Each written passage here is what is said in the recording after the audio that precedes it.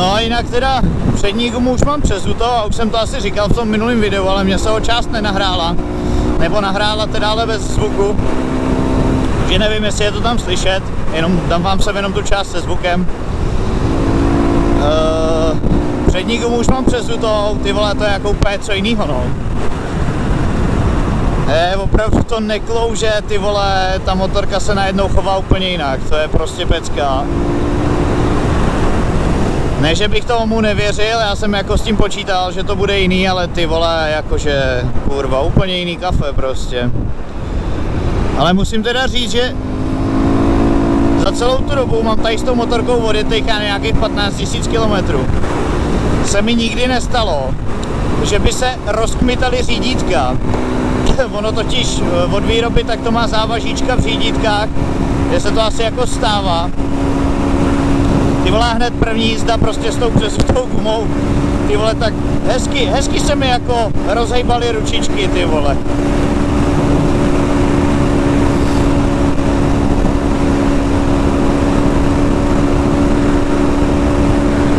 Nepěkný to bylo.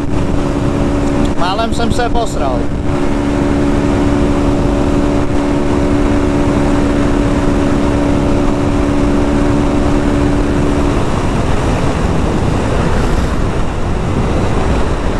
Pohodička, čilíček.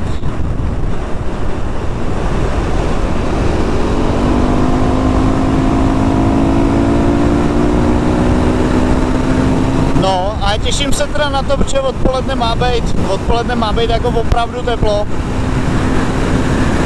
Má být prostě přes 20 stupňů, ve stínu samozřejmě. A já na to se jako těším moc, že ne, že by teď byla zima, ale prostě to není ono. Zkrátka a dobře to není úplně vončo, no.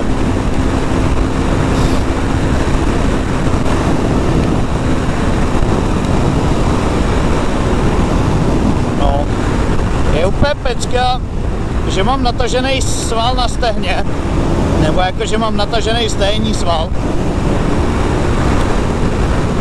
A docela mě to bolí při tom posezu na motorce.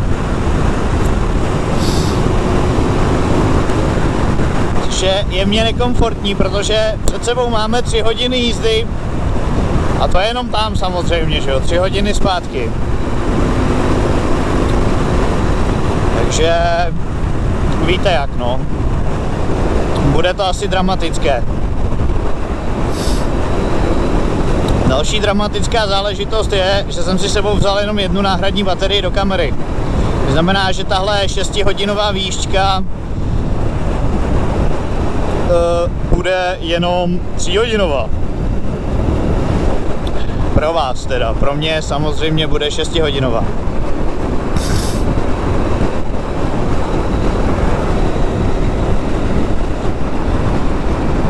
Jehehe.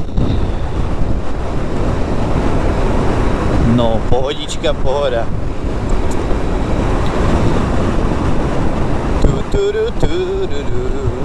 No, jinak normálně neuvěřitelná záležitost. Ode dneška mám 40 odběratelů. Nevím úplně, jak se to stalo, protože je to fakt hodně odběratelů. Reálně nechápu, že jsem sehnal 40 lidí, kteří chtějí vidět můj debilní ksich. Ale povedlo se to. Takže ještě 460 odběratelů a nějaký 3000 nakoukaných hodin. A můžu to začít zpeněžovat. Takže už bych z toho měl třeba na benzín, nebo tak. Maximálně na benzín. Možná na 2 nádrže měsíčně třeba by to vydělalo.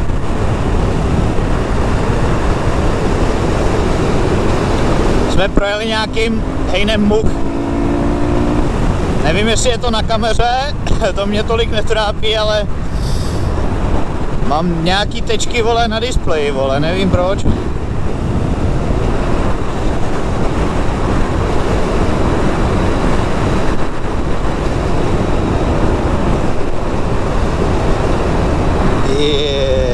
jsem si to tak krásně vyleštil, to přední, to přední plexi. Jiný nemám, že jo, logicky, než přední.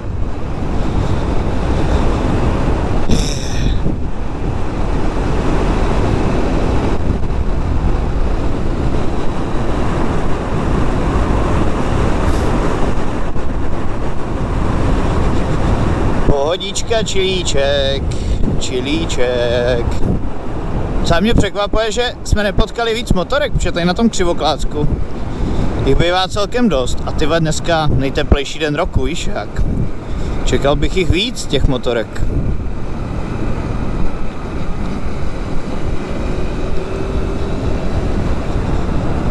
Ježismarja.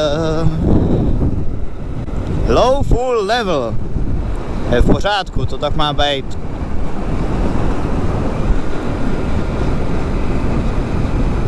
No, jsem zvědavý, kam s tím dojedu. Dneska asi opravdu zkusíme maxima, protože podle mě nejbližší čerpací stanice je samozřejmě tady v Křivoklátě, ale tam tankovat nebudu. Mám z toho trošku obavy. Radši bych na nějaké normální čerpací stanici natankoval, protože ten Svartpilen je dost jako citlivý na kvalitu benzínu, jo. To bylo někde, já nevím, v Černý Hoře, ty vole, nebo kde.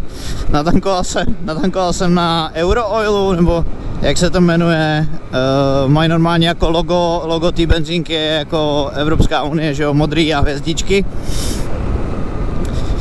Ty vole, vyjel jsem z benzínky, motorka prostě vynechávala, jakože hodně vynechávala a ty vole, já nevím, třeba po 10 kilometrech, to už jsem myslel, že teda jsem fakt jako dojel, protože mi to několikrát chcíplo. Nastartoval jsem to, vytočil jsem to prostě do omezovače, neskutečný oblak dýmu, ale opravdu neskutečný. To bylo 100krát horší jak dvoutaktová motorka. Ty vole, najednou prostě dobrý, no, nevím, jako co tam bylo nebo nebylo. Stalo se mi to jako několikrát u té motorky prostě na tanku, i v Čechách se mi to stalo právě, že natankoval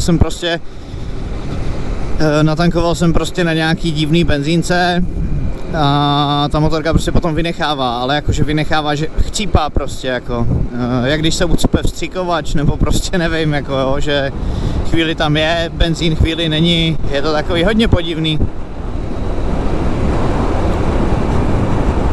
No samozřejmě vyskočí, že kontrolka motoru, protože kontrolka motoru je palivová soustava.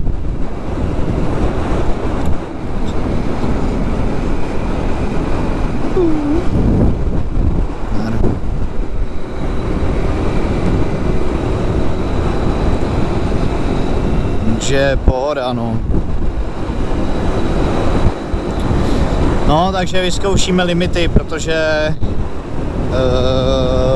že nemám benzín, mi to píše už od té doby, co jsme vyjeli. Už jsme ujeli nějakých 16 km. No, do Berouna na nějakou benzínku, tak to bude dalších, vole, nevím, 30 třeba. Takže uvidíme, no, snad nám nikde nedojde benzín. Stalo by se mi to poprvé, ale jednou se mi stalo, to bylo někde ty vole za Příbramí. Si nespomenu teď, jak se jmenuje to město, ale je tam jakoby kopec dolů, kopec nahoru a v tom dělíku je město a je tam molka, myslím.